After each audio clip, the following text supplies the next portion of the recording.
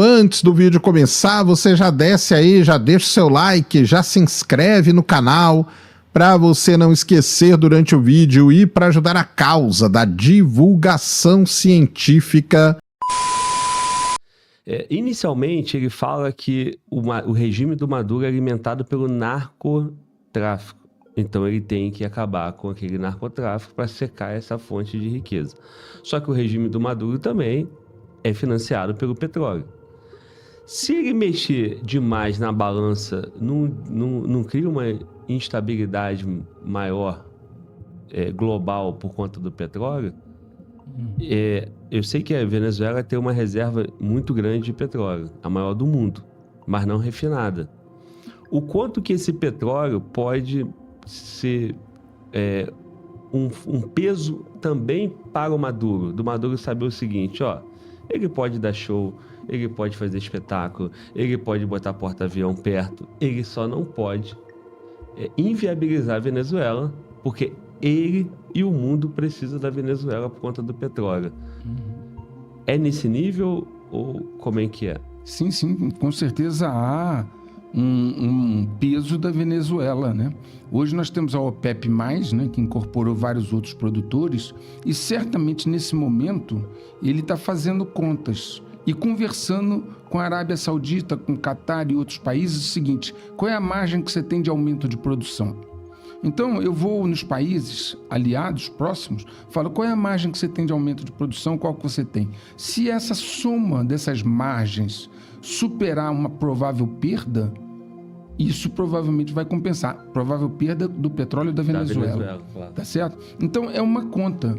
Outra coisa, não interessa a ele aumentos do preço do barril de petróleo por dois motivos. Primeiro, porque gera inflação dentro dos Estados Unidos. E segundo, porque enriquece a Rússia, que é uma grande exportadora de petróleo. Sim. Interessa a ele manter o barril de petróleo baixo.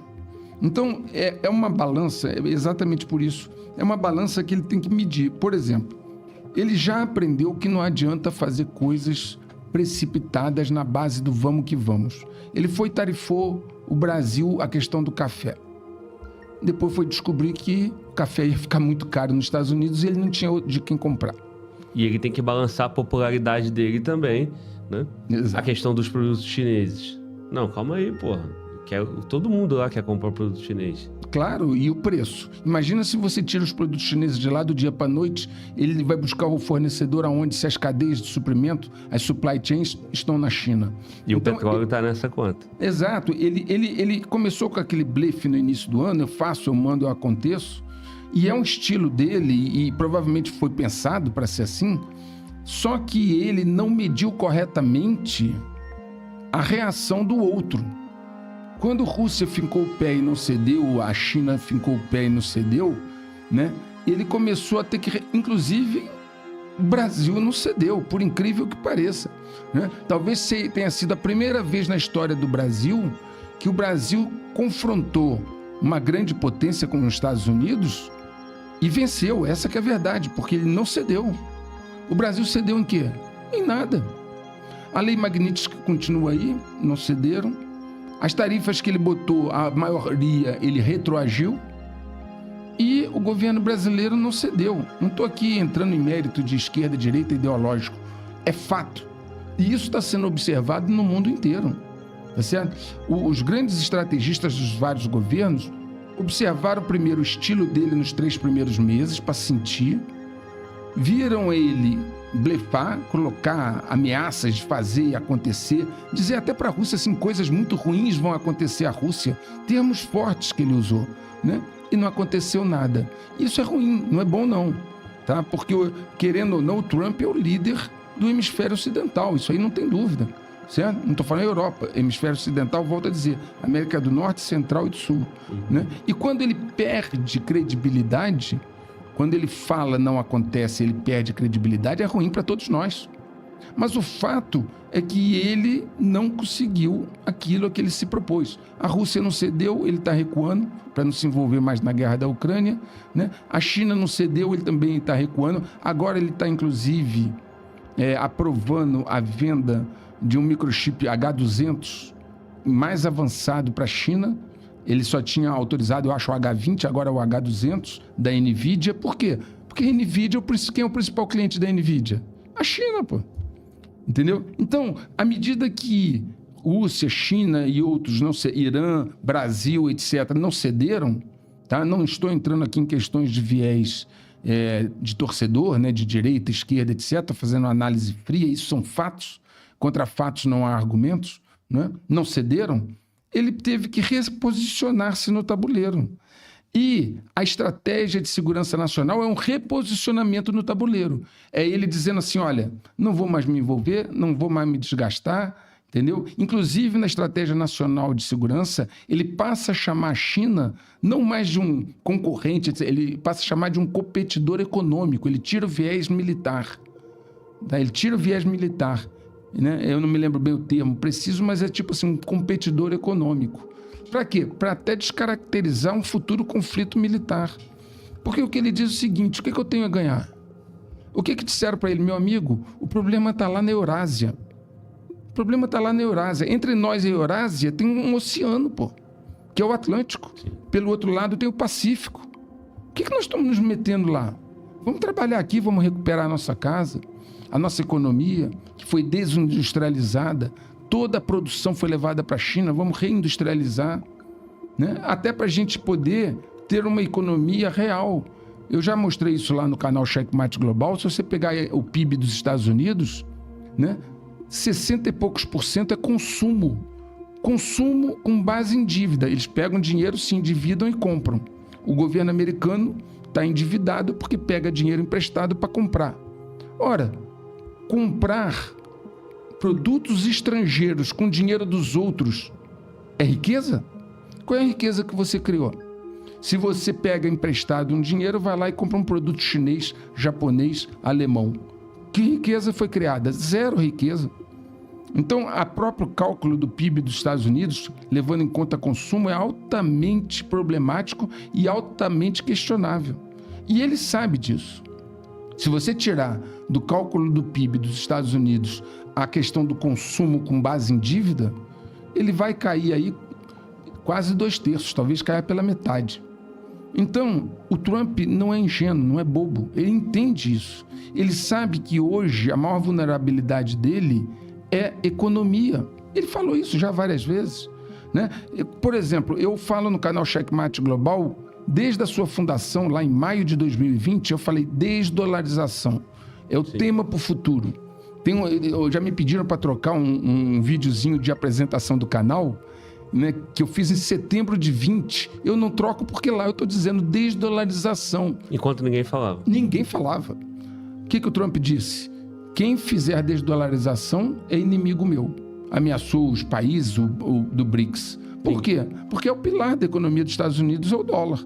Sem dólar não tem. Vocês já, não sei se vocês estão acompanhando, a valorização da prata e do ouro nos últimos meses. Prata e ouro dispararam. Isso é um sinal de que os investidores estão ficando preocupados com a situação instável da economia. Okay? Trump, acertadamente, né, percebeu que o calcanhar de Aquiles era a economia. Porque sem dinheiro você não financia porta-aviões, não financia forças armadas eficientes. E ele agora admitiu isso dentro do papel. 33 páginas dizendo, vou cuidar primeiro da segurança interna.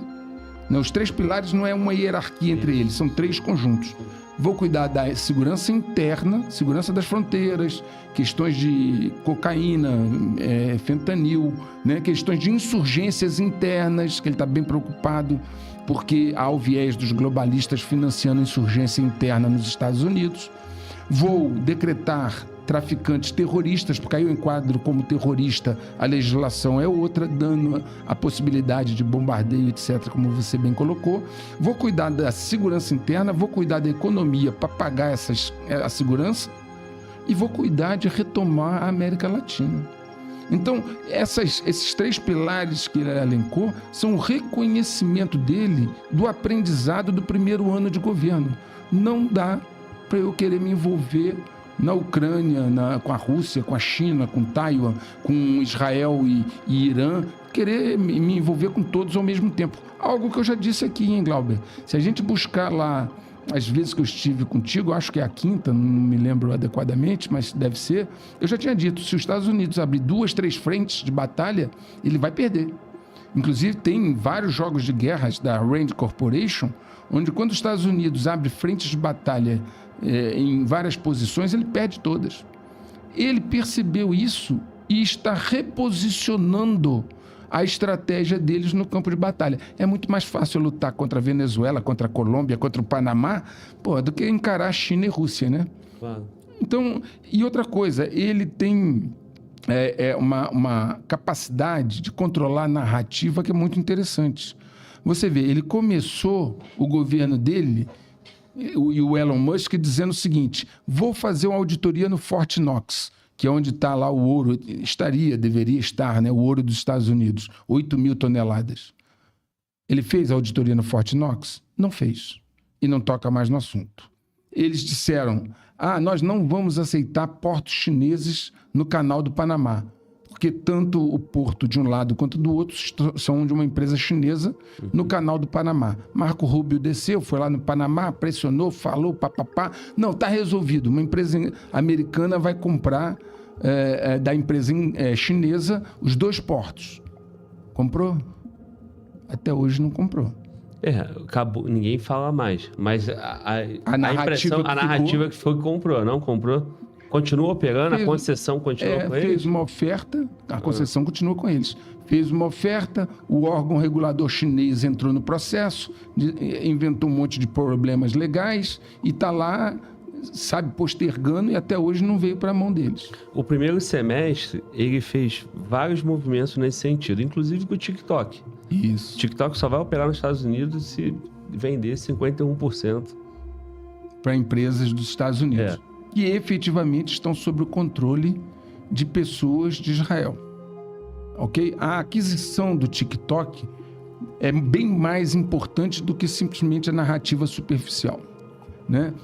Como eu sempre digo, você já me conhece, as pessoas veem muito a superfície, mas a verdadeira correnteza corre embaixo e não na superfície.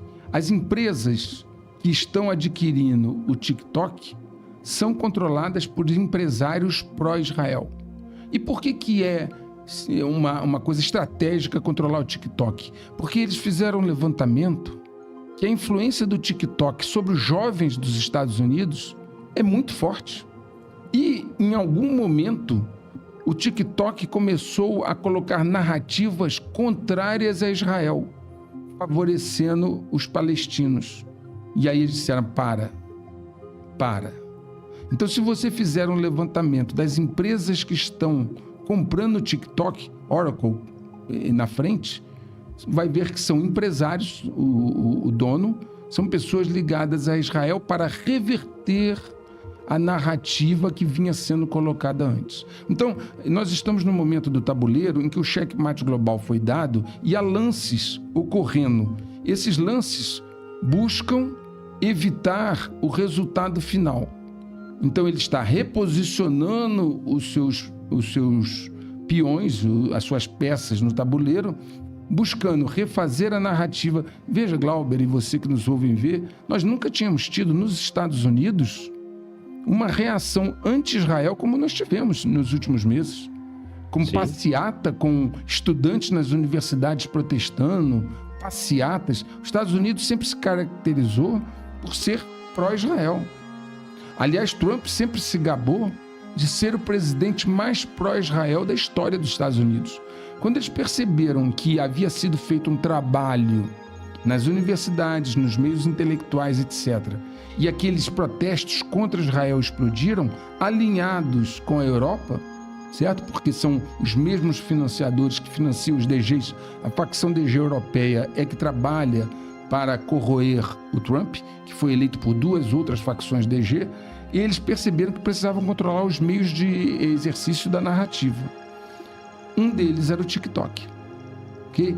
Não basta eu controlar a mídia convencional, porque essa perdeu influência junto ao jovem. Isso. Né? O jovem não vê mais televisão. Então, o TikTok é relevante. Então, como é que nós vamos assumir o controle do TikTok? E daí, as posteriores ações estratégicas para controlar essa narrativa. Pessoal, Vou deixar na descrição o link do podcast completo desse corte.